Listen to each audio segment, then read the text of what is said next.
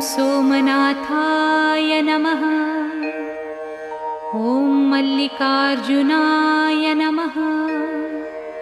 ॐ महाकालेश्वराय नमः।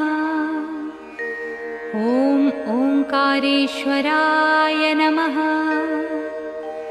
ॐ वैद्यनाथाय नमः। ॐ भीमशंकराय नमः। ॐ रामेश्वराय नमः।